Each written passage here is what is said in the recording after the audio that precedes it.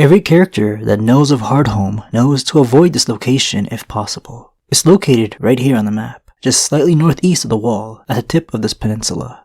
Despite existing beyond the wall, the horror stories that took place here 600 years in the past have made their rounds. We get a whole episode in Game of Thrones dedicated to Hardhome, even named Season 5 Episode 8 after it. But with all that high budget action going on, the lore behind this place had to take a back seat.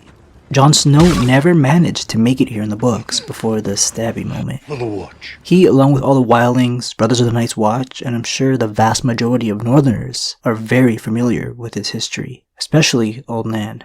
I can't speak for any other character, simply because we haven't got their perspective on it yet. Jon Snow is made aware that the largest surviving group of wildlings have all gathered at Hardhome for a very specific reason. Considering how superstitious primitive groups of people can already be, and you don't need to be superstitious to believe something very wrong happened here, despite how much Old Nan makes real events appear to just be horror stories for the Stark kids. Jon thinks to himself in the 39th chapter of the last book. Hardhome had been halfway toward becoming a town, the only true town north of the wall, until the night 600 years ago when hell swallowed it. Its people had been carried off into slavery or slaughtered for meat, depending on which version of the tale you believed. Their homes and halls consumed in a conflagration that burned so hot that watchers on the wall far to the south had thought the sun was rising in the north. Afterward, ashes rained down on haunted forest and shivering sea alike for almost half a year. Traders reported finding only nightmarish devastation where Hardhome had stood. A landscape of charred trees and burned bones, waters choked with swollen corpses, blood-chilling shrieks echoing from the cave mouths that pocketed the great cliff that loomed over the settlement. 6 centuries had come and gone since that night, but Hardhome was still shunned. The wild had reclaimed the site, Jon had been told. But rangers claimed that the overgrown ruins were haunted by ghouls and demons, and mourning ghosts with an unhealthy taste for blood. It is not the sort of refuge I would choose either, Jon said. But Mother Mole was heard to preach that the free folk would find salvation where once they found damnation. That was only 2 paragraphs in a 1,000-page monstrosity of a novel, and there's so much to unpack. The one and only location that would be considered a town beyond the wall was somehow destroyed and was described like a very short period of time. The only hints about what really went down is no one was spared, fiery devastation is emphasized, and afterwards screams could be heard from deep within the caves where no people could be found. 600 years ago, this fantasy world was a very different place. The 7 kingdoms weren't united yet. There was a bunch of different kings everywhere. And more importantly, the Valyrians were at the height of their power, meaning a ton of dragons all under their control. Fire so hot it was mistaken for a sun is not a normal or natural thing. And I don't think ash falling for 6 months is either. Dragonfire could be the culprit, and if the fire was green, maybe wildfire. But the one thing dismissing this theory for me is the part about screams coming from the caves. Whoever or whatever did this stuck around for an unknown amount of time. What the hell would powerful conquerors want with Hardhome, you may be asking? A town that wasn't even town enough to be considered a town. If you got resources and people, Valyrians want it, every bit of it. Dragons can handle the colder regions, though they won't be comfortable. Sticking around in caves is not the Valyrian style. They were the greatest civilization known in this world. You'd think they would revert back to caves when they could get slaves from literally anywhere else. If a great fleet with a dragon or 2 was heading this way, one of the Brothers of the Night's Watch stationed at Eastwatch by the sea would have noticed. All they saw was the devastation. Valyrians weren't ones to travel stealthily. They made their strength known. I'm not buying it was dragon lords looking to increase their slave inventory. There was still much to conquer on their own eastern continent before setting their eyes here.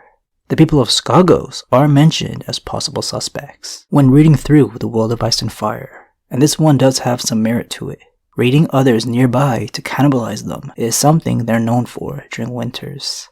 A short sail to Hardhome could go unnoticed since they're so close to one another. Skagos is considered to be part of the North under Stark rule, but they really just do their own thing. They're as isolated and primitive as the wildlings or Ironborn, preferring to take from others instead of improving their own conditions. There's no way to calculate if they could take on Hardhome on their own. Skagos is a fairly large island, though I doubt it's heavily inhabited. Conditions here are terrible. Another hint that the Skagosi are believed to be cave dwellers. That could explain the lingering screams coming from the caves after the destruction of Hardhome. But then, what about that insane fire? The way it's described sounds too fantastical to just be your average town sack and burn.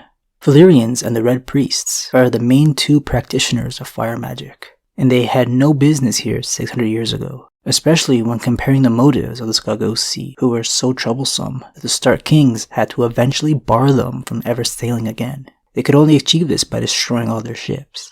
But Melisandre, the most prominent follower of the Red God, does have a mysterious connection to Hardhome.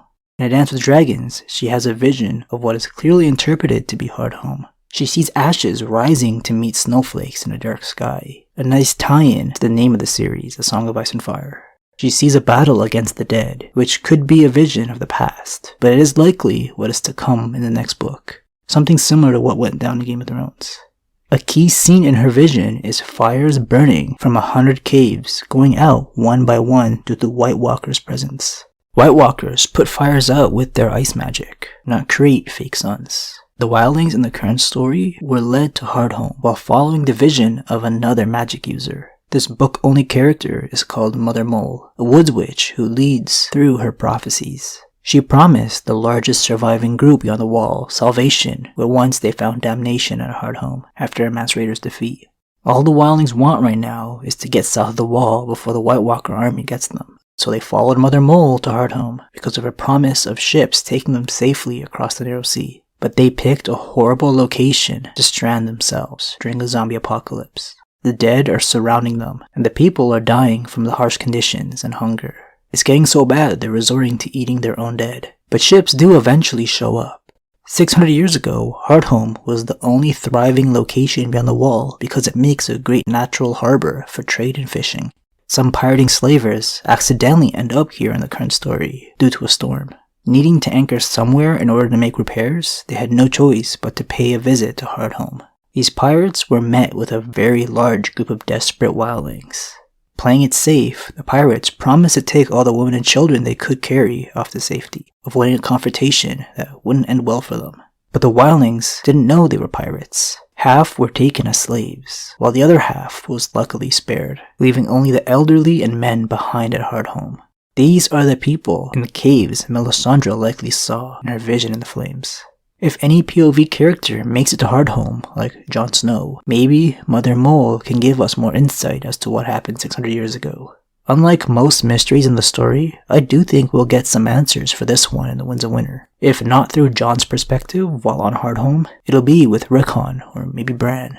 Rickon is currently on Skagos, hiding in one of the most dangerous places in this world. We'll find out if the Skagos Sea were responsible or not.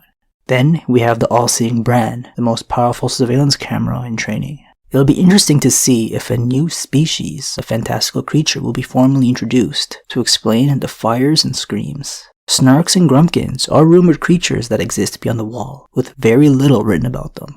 If George Martin's going the magical route with this bit of lore, it might just be Snarks or Grumpkins responsible. It won't be the children of the forest or humans far south of the wall. Children don't use fire magic in the books, and slavery and cannibalism is outlawed in the rest of Westeros, leaving only two concrete options. The Skagos Sea, which do make a lot of sense if they made a bonfire big enough to char countless bodies, along with exaggeration from the brothers about a sun rising from Hardhome. The second and more fun option being Snarks or Grumpkins, aka a newly introduced magical creature, capable of horrible acts leading people to believe demons and ghouls still haunt Hardhome, making it unholy to this day. What do you guys think happened, judging from those couple of paragraphs dropped in Dance? There's some significant hype built around this specific location. Are you opposed to the dragon theory? Let's hear it.